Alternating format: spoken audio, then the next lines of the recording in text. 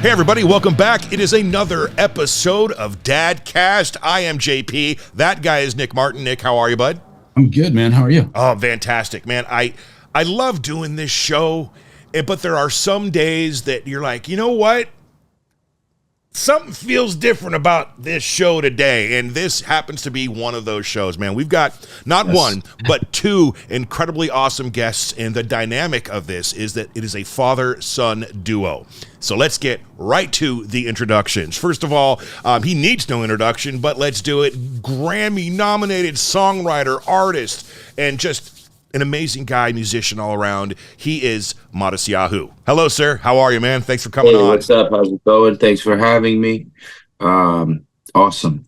Good. And joining us is up-and-coming artist, songwriter extraordinaire myself, and don't think I haven't done my research, man. I dumped into the TikTok and the Instagram earlier today. His son, Shalom, stage name known as Dovber. How are you, bud? Thanks for coming on, man. Good.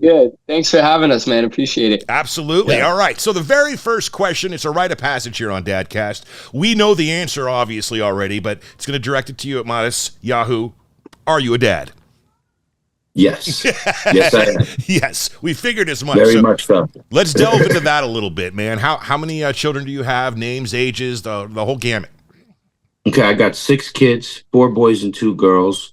My oldest is his older brother, Levi. So him and Levi's 18, Shalom's 17, and Menachem is about to be 13, is about to be bar mitzvahed.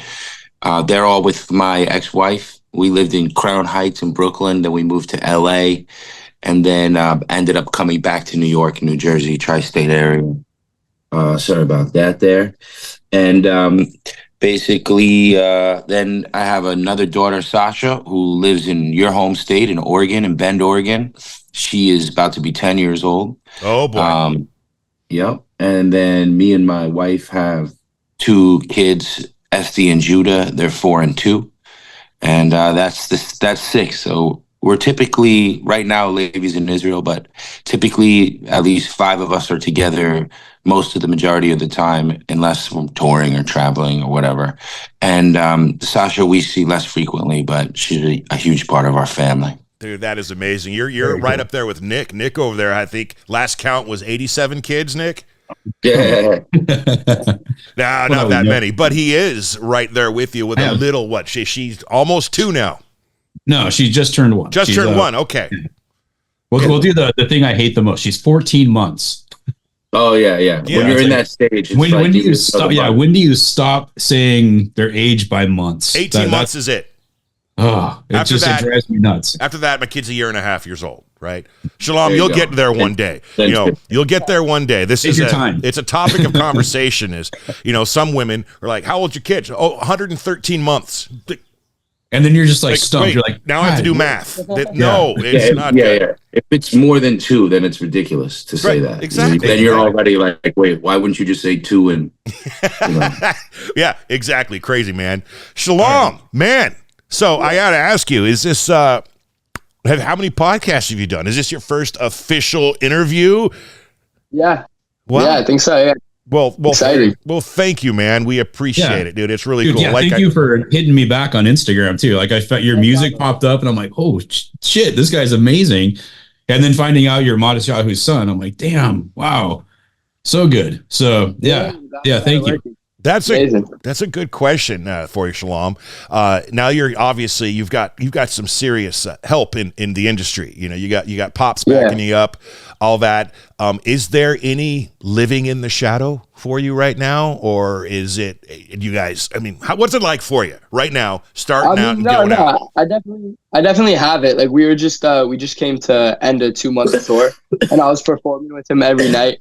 But also, like my older brother's also a singer, so there's definitely that shadow and like kind of trying to break out of it and create your own path, for sure. Awesome, dude. So when you're opening for your dad, do you ever like have like go out there and like, man, I want to get the crowd so hyped up that it's so hard for him to come on after me? do you ever go out like that? Well, I've been playing like 2 songs during mid set. So he'll be like doing this thing about like halfway through the show. He'll call me up and I'll just like bang out 2 songs and killing it. Nice. So it's been like, what is What have you learned from your dad over there? If you could say one thing, most important thing you've learned from your dad so far, what would it be? It's so weird asking the son this question. On this particular tour, you're saying, or in general? In life, in general. I mean, there's a lot I've learned from him. Like, there's musically, and then there's just like life lessons and stuff. Like, just being yourself, like not being focused on like who's around you, what other people say, and trying to like stick to your own path. And then there's also just like musically, the advice that I'm able to get from him and be able to learn so much and kind of impact. But yeah, just not let anyone kind of like get involved in your way, and just stick to your path and do what you believe in, and go get it, chase your dreams. That's some pretty sound advice. Matisyahu. Now, flip side. Yes. 6 kids, 2 of them taking the career in the musician side of things. How proud are you, man? I mean, is that something you wanted for them, or are you more of a let them walk their own path and see where it goes type father? Well, I'm definitely like let them walk their own path, but I think that to some extent, I felt that these are my sons, and so I'm gonna try to influence to some extent. I'll give you a good example of that. We lived in LA, and we were at the time me and my wife at the time were both very religious, and the only organized sports for kids around was like a baseball league that had like a kosher hot dog truck, and so like all the kids wanted to play baseball because of that kosher hot dog truck. And at that, whatever it was, Sundays or whatever, it was like a madhouse. It was like being in Borough Park or something. Not really Borough Park because it wasn't Hasidic, but I'm just saying it was like, and I never liked baseball. I was never a fan of baseball. I was bad at baseball. I couldn't play baseball. I didn't like watching baseball. I never understood the game. So I grew up playing ice hockey. We were in LA, and I got some tickets right up against the boards. And we happened to be in LA during the time when they won the Stanley Cup 2 years out of 3. And so we started going to games. They fell in love with the sport. And then we eventually moved back to New Jersey, and they joined pretty high level ice hockey team that actually is Shomer Shabbos. It's like one of a kind, the only one in the country. They're New Jersey. Both of them were New Jersey state champions on different teams, and with a team that never played on Shabbos. So like, they both fell in love with hockey. They enjoyed hockey, but I don't think you can't force your kids into anything, but you definitely are like, you're the one who's going to have to go sit through all those games. Yeah. So you know what I mean? It's kind of good for everybody if you're in a good mood and you're not, you want to be enjoying what you're doing. But I think it is definitely like one of the biggest blessings when I think now on my life, and I think about it, the fact that my 2 oldest boys are into what I do, and I don't know how to do that much else. So, it gives us a reason, not just a reason, but it gives us the ability to spend time together, to work on things together. And I think as a dad with a teenager, that's kind of, really what you're looking for. You kind of shift from into different, positions as a father at different ages, and you become a coach at some point. And, that's kind of one stage, and so for me, it's great that I'm able to coach because, they do what I do. But that's amazing, man. So is it Go Kings Go, or are you guys Ranger fans? Oh, that's a great question. That's a good Jonathan Quick is now on the New York Rangers, who was right, and he went to Vegas for a little bit. Did he go to Vegas? Yeah.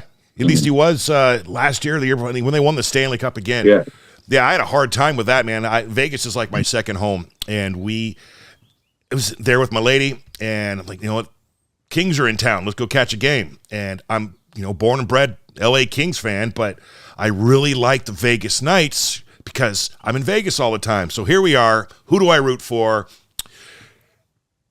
Kings. Anyway, come on, you go with what you do. You got to go. Like, I went back to being a Rangers fan because I'm from New York, but he kind of fell in love with hockey while he lived in LA, so he's still a Kings fan. All right, attaboy.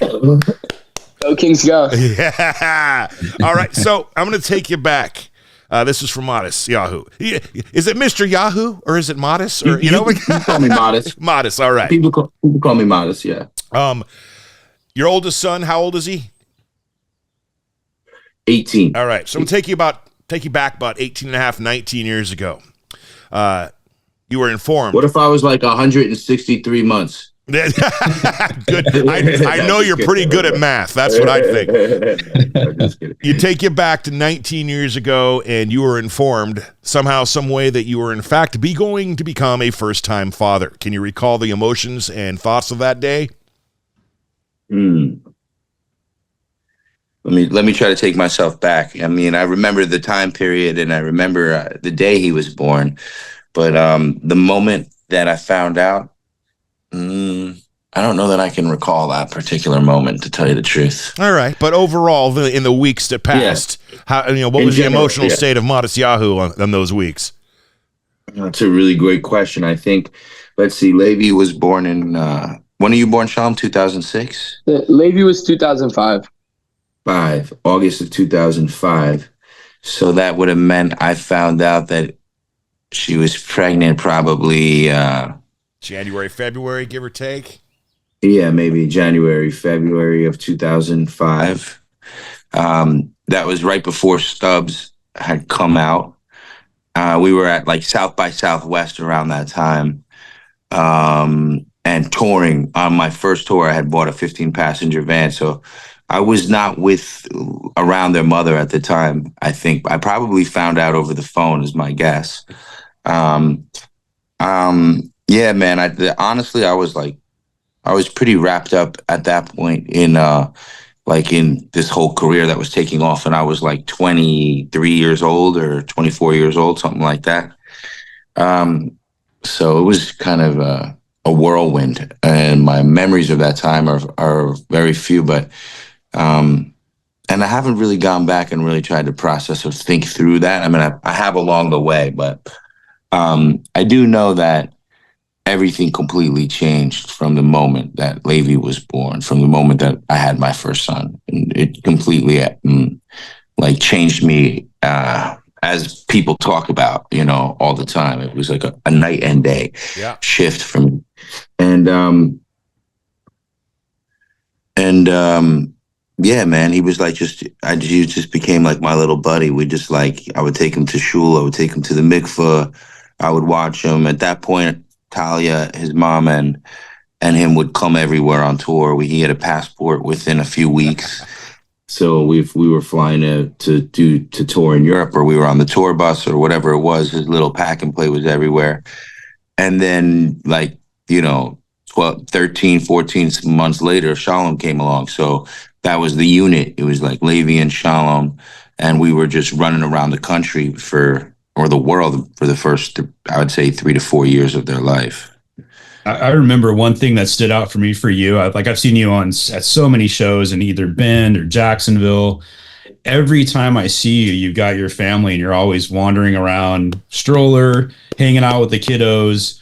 And just it's just awesome to see you interact with your family. Whereas I've seen so many other musicians, and it's just like, it's business. It's just like, we're at a show, it's all business. It's not anything awesome. And it's just the thing that stands out for me is just like, wow, this guy's he's a dad, he's doing it, and it's just killing it. So I don't know about you, but my family is my business, period. Yeah, exactly. It's true. Go ahead. What is so you got the oldest sons there, and you got the daughters. For you, in Modest's life, the dynamic between raising a son and a daughter, how is that different for you? Well, to be honest with you, raising a daughter is relatively new for me. With the boys, it was sort of like the 3 boys, and then me and their mom got divorced, and I got split custody of them. So they were with me, Sunday through Wednesday. And it was just like, we were just like a pack, and we kind of just all slept on top of each other and like ate the same food. And the house was under construction, so we were living in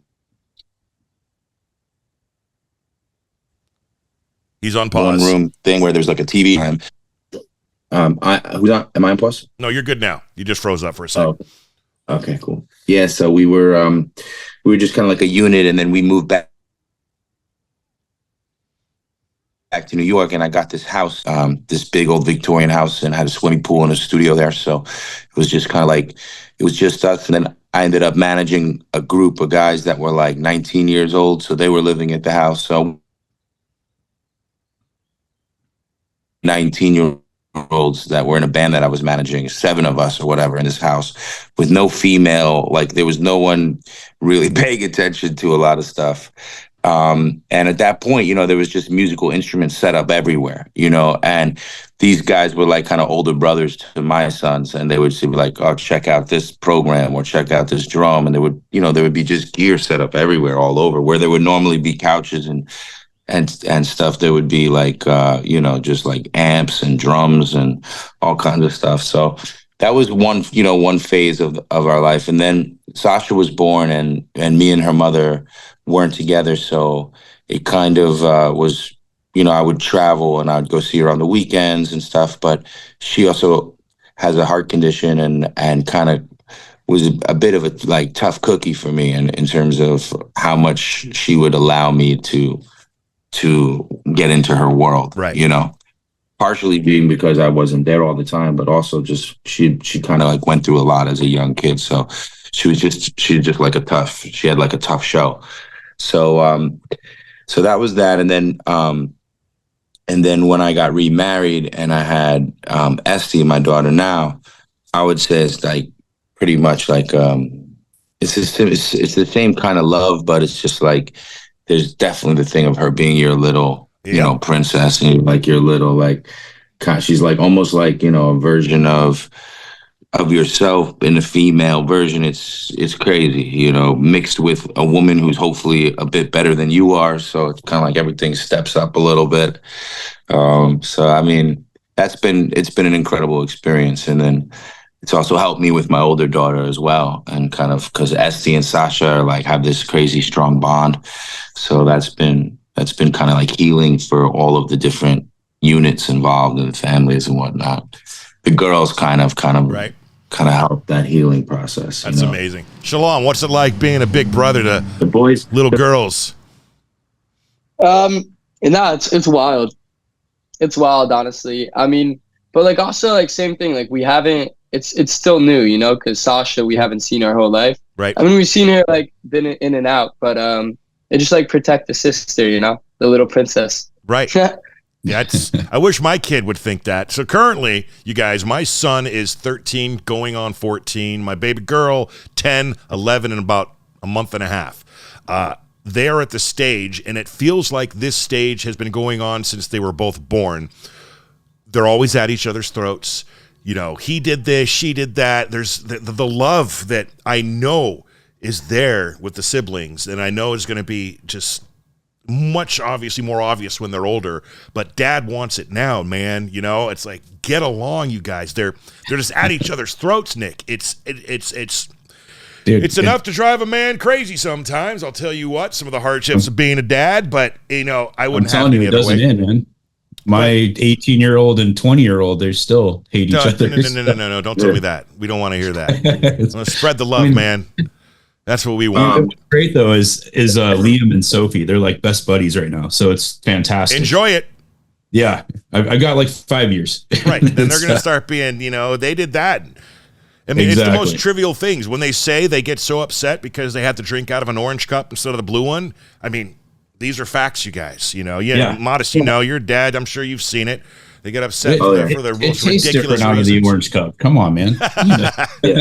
So, I mean, the dynamic of brothers and sisters and siblings is just incredible, and it's been one of my favorite things to watch. Sometimes, obviously, frustrating as hell, and but it's watching the way that personalities are different, even though you're from the same DNA and grow up in the same experience, right? But because the dynamic is different, and you can see how people's personalities like develop in certain ways, and like with Levi and his brother, that was like tremendous. We could see it so much, and they both decided to get into music, but their style and their approach to it, is different. And growing up, their kind of approach to life in some ways was different, but always kind of like they were bouncing off of each other. You know what I mean? Their way of looking at life always kind of was viewed through, okay, like how does the brother look at this? In a lot of ways, right.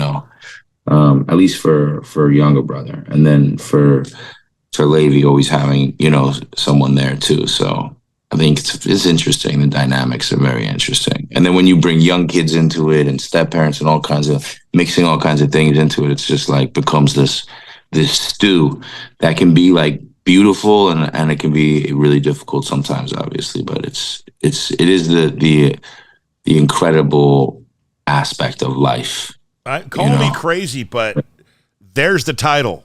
You ready? The Incredible Aspect of Life, starring Matisyahu and Family, the next miniseries on Netflix. We're talking step parents, we're talking life, musician, on the road, music, traveling. I'd watch it. Yeah. I'm just saying, Netflix, give them a call. It's pretty cool. I mean, like with my current situation, we were on tour, and like it felt like half the tour was made up of our family. So me and my wife is a bit younger than I am. And so when she first started coming on tour, I like right away called up her father, make sure he was cool with this whole situation. And he just like came to tour and like hasn't left since. Basically, he's become like one of my best friends and kind of like a staple. And he's literally the only one who can handle like our 2-year-old boy is just insane. And so on the tour bus, he sleeps in a bunk. And when he wakes up in the night, there's like band members right there. We can't have a kid crying, like waking up the entire bus. So he just like jumps down from the bunk above and like knows how to cuddle him or handle him. So we have him. So that's Pops. Then we got my wife and Esty and Judah. Then we got Shalom, doing his thing and helping out.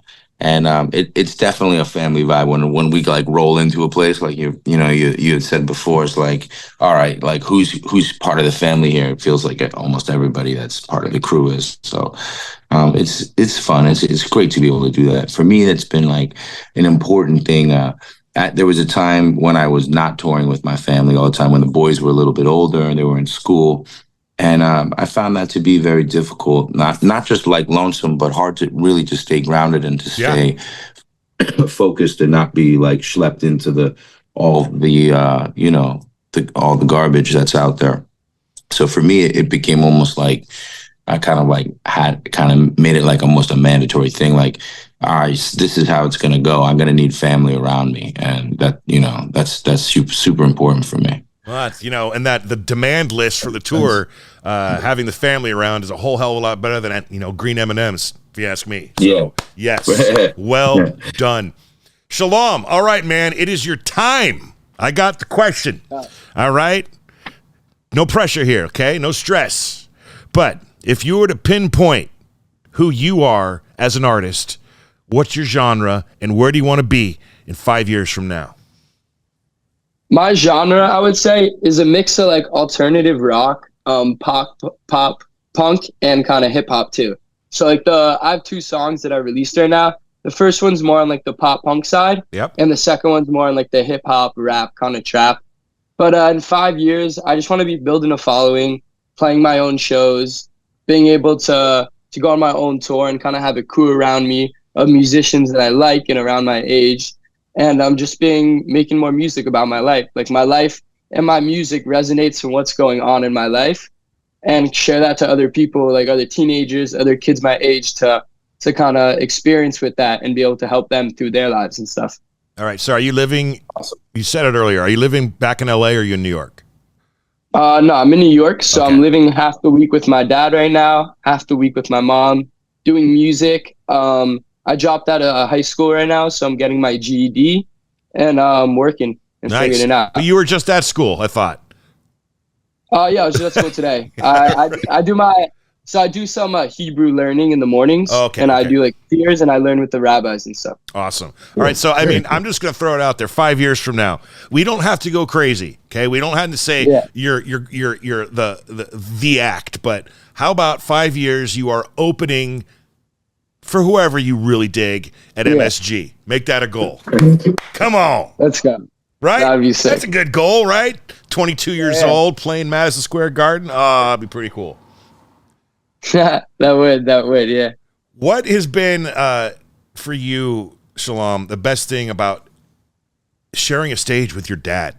I mean, I put myself in his shoes and just think about it, and I've worked in radio. That's what I do in life, and I've had opportunities to have my own son on stage with me when I present a band or whatever. And for me, it's it's just like the greatest thing in the world. But I've never, had to ask the question from the other perspective. Yeah, I mean, yeah, it's amazing. Like also just like when I get on stage, like he'll be doing his set, he'll call me up, I'll sing the song. And just to like see him, he gets so excited like during the show. And he'll be like singing the background vocals and we're getting like hype on stage, and it's just like amazing to have his support there when I'm being able to perform. Like I know he's behind me and he's there. And what about you, Modest? I mean, I can't even imagine the feelings. I mean, sharing a stage with your boy, doing what you guys love. Yeah, I mean it's tremendous. I mean, you get to like it's like going up if you're a fighter pilot or something, like going up. Sorry about that. Did that freeze up for a second? Oh, you're good. Let me just put my thing here. So I would say it's like going up together. You get to really like see his approach to performing. And he's obviously new at it, right? So it's not something that's developed for years and years, but it's like his unique approach to how he's going to perform these songs. And then I get the opportunity to try to like give him like, the knowledge that I have. So, whatever that is about pronunciation or eye contact or stage presence or, what to say, what not to say. And the relationship is kind of funny because at this point now I kind of like was doing it with Levi for a bit.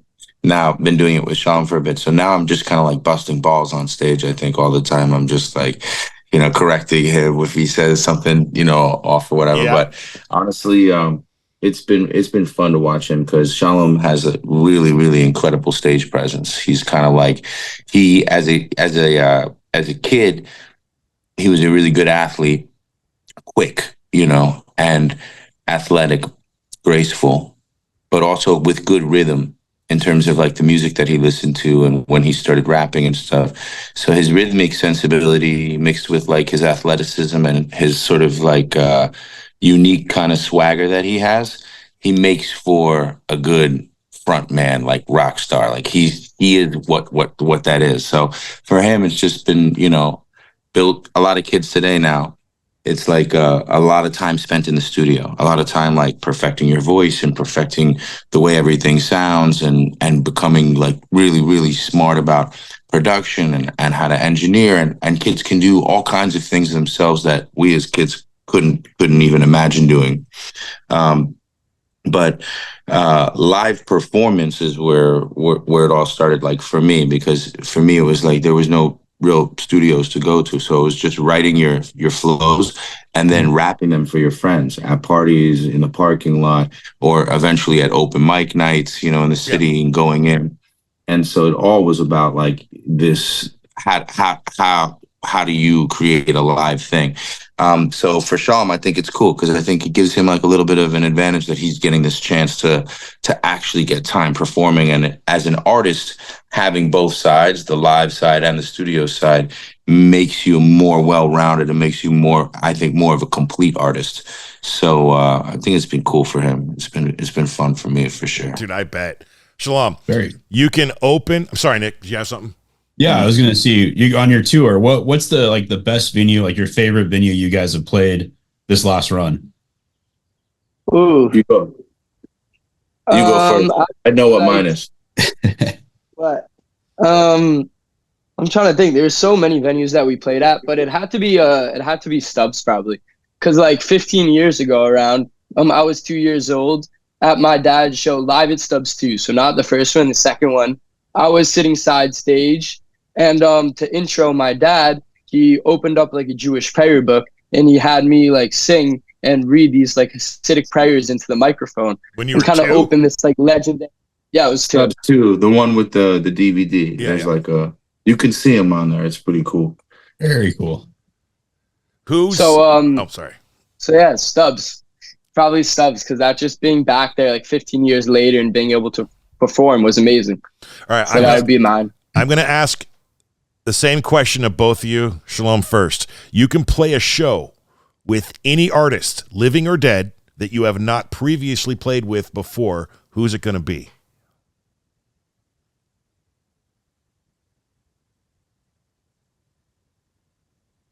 Did I lose y'all? Are you still thinking? You thinking, Sean? I'm thinking. You go Okay, all right. first. It got so quiet. Mine is kind of the obvious one that you would probably think would be Bob Marley. Yeah. While you're thinking, Sorry. Shalom, I just went and saw One Love last week with my How'd you 10-year-old like it? daughter. Cool, huh? That's my kind of movie right there, first of all. Plus, it's Bob Marley, and getting a glimpse into that, just that time period, that life, I was glued to my seat, and I kept looking over at my baby girl. Is she into it? Is she interested? Because I really wanted her to be into it, And she gets out and says, "Dad, that was so cool. Can you play some Bob Marley on the way home?" I'm like, yes, we can. Mission accomplished. Yes. So I know I was thinking, but I would probably say this artist. He actually passed away. XXX Tentacion Okay. would probably be the number one. There He's it like is. a big fan for me, but he's like a rapper, and his just flow and his whole vibe is just amazing. There you go. He's great. There's no wrong answer here, man, and I love it. There you go. Now, if we can get both them back somehow on a tour, in some alternate universe, amazing. Nick, okay, you guys, I got to let you know something here. While you were talking, Nick sent me a text. Apparently, there's something going on with his baby girl, and he needs to go pick her up, so he's going to leave us. But Sorry, guys. Before he does that, I'm going to make him do a Fast Five with Matisyahu. Oh, okay. Fast Five questions. Ready? Favorite food to cook for your kids? Turkey sandwiches. Cool. If you could have a billboard with anything on it, what would it be and why? Free our hostages now. Okay.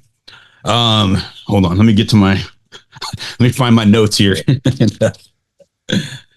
already did the favorite venue. Okay. Yeah. No. What's your favorite venue you've ever played? Yeah. Favorite venue you've ever played. That's a good one. Favorite venue I've ever played.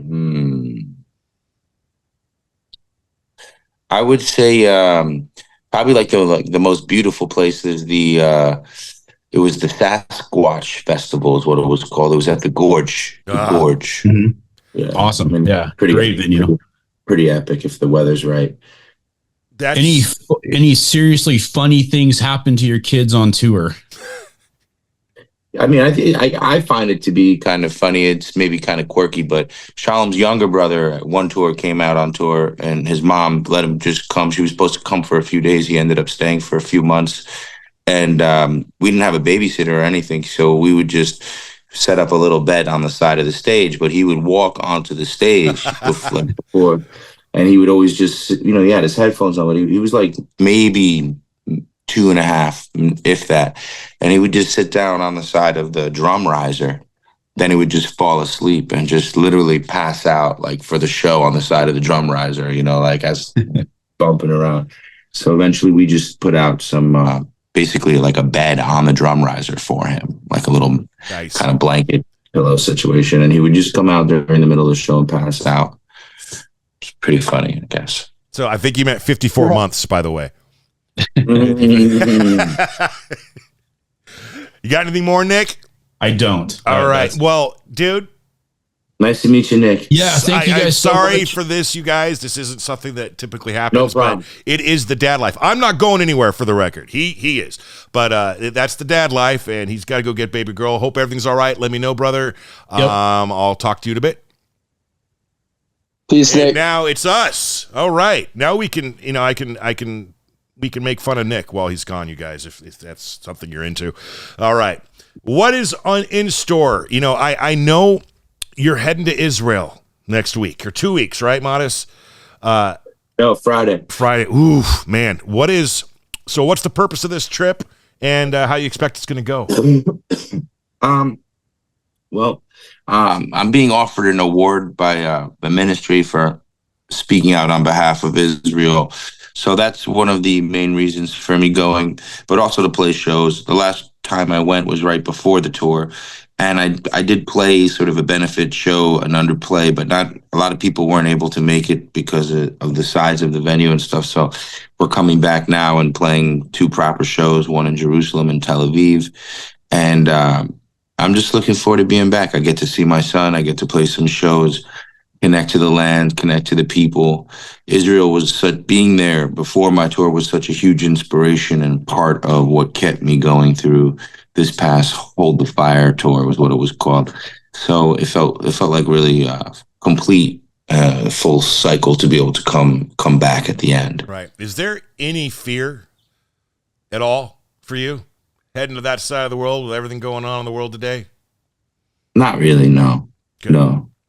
Yeah. Simple answer. We don't need to delve deep into that. All right. Mm-hmm. What is next for you, Shalom? I mean, you guys just did a little tour. What do we got? I mean, summer's coming up. Yeah.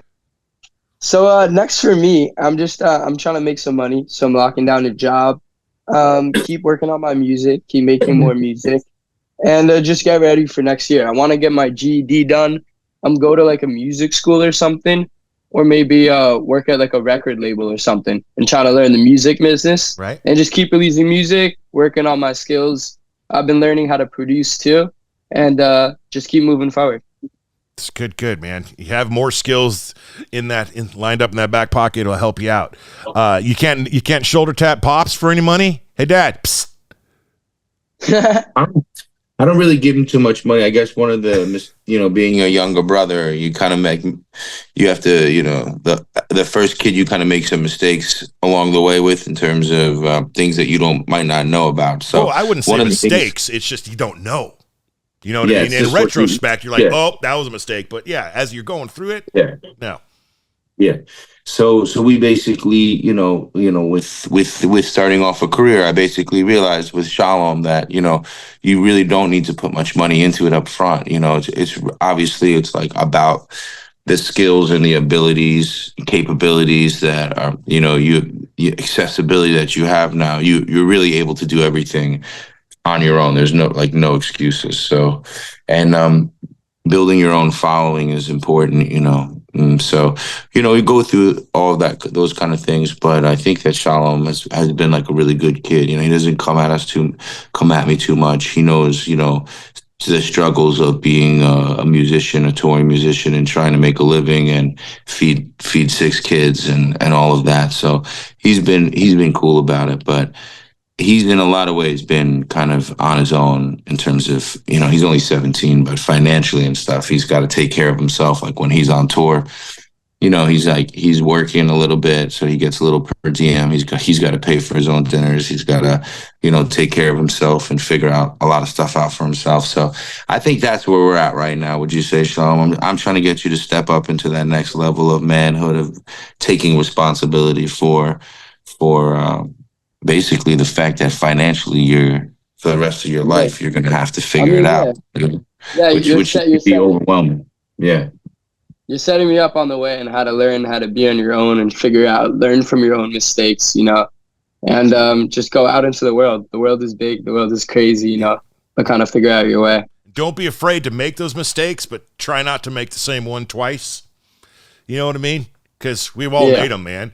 And if there's one word that I try to teach my son to just truly understand the meaning of, is accountability. It's going to follow you throughout your entire life, whether it be something small or something very major one day. You got to take accountability for your actions, whether they're good or whether they're bad, and own up to them and all that. And it's a struggle, man. And I'm sure your pops could tell you it is being a dad, man. It's the hardest job I've ever loved, man. And one day, very, very confident you will get to experience that yourself as well. But no rush, right? Unless you're down, Modest. Yeah, well, what about you? Want to be a grandpa anytime soon? Oh no, I'm good. I'm ready to just raise 2 more little children and teenagers. Becoming men, and everything else is plenty. Thank you. There it is. So slow down, man. Just pump the brakes then. We don't need no grandkids yet. And you can tell the oldest next week when you get there. All right, you guys. Well, is there one final question I'd like to ask you before we wrap this thing up? It's for you, Matis. And I like to think it is one of the more important questions I ask on this show, and I love getting different responses from all the guests. There's no right answer. There's no wrong answer, but no pressure. Sometimes there can be deeper answers. You'll understand here shortly. All right. If you could impart one piece of wisdom or advice onto any dad or new dad, about to be new father, what's it going to be? Whoa.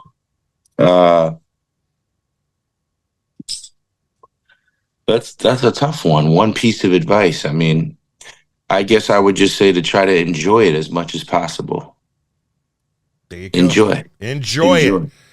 Find the joy in it, feel the joy in it, Obviously, sometimes it's hard when you have no sleep or you step in a diaper or all of these different things, but try to be able to take the time to step back and look at it and see actually what a joyful experience it is, something along those lines. Yeah, it truly is, man. I want to share a story with you. I was driving the other day, and me and my baby girl, who's not a baby anymore, damn it, almost 11 years old, but she loves singing, no matter what it is. I think she's going to take that path, and I'm absolutely enamored by that fact.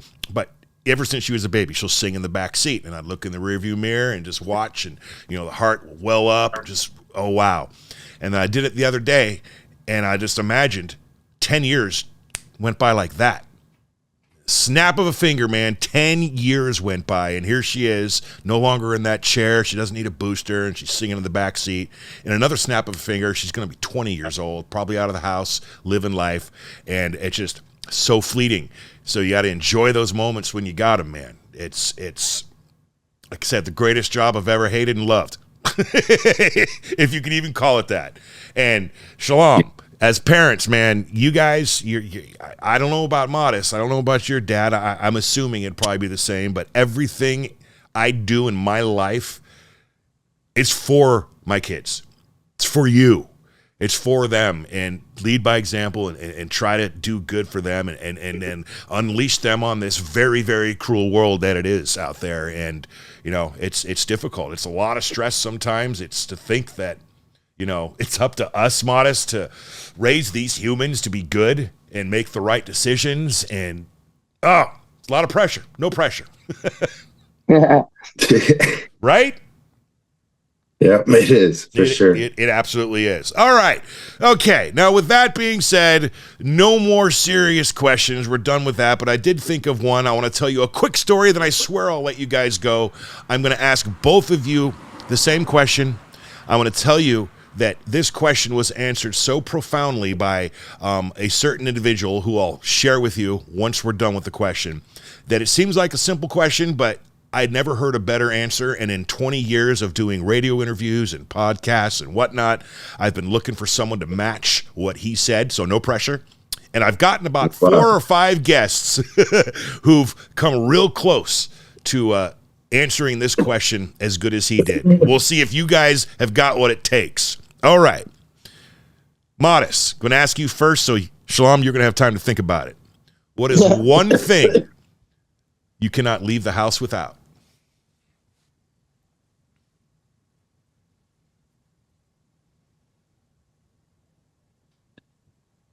Well, I heard one thing. My voice teacher used to say, like when you come take a voice lesson, hang your ego on the door rack. But when you go back out into the street, make sure you take it with you. Okay. That I'm gonna have to stew on it, but that might be top 3 of the answers I've ever asked that question to. You'll understand in a moment here, Modest, but that is a good damn answer. Shalom, what about you? If you say your phone, you're fired. Not the phone. Yeah, no, it's definitely a hard question, but I would say I guess just when you leave the house, walk out with your confidence and just know you're going out into this world. So you gotta be prepared for what might come after you.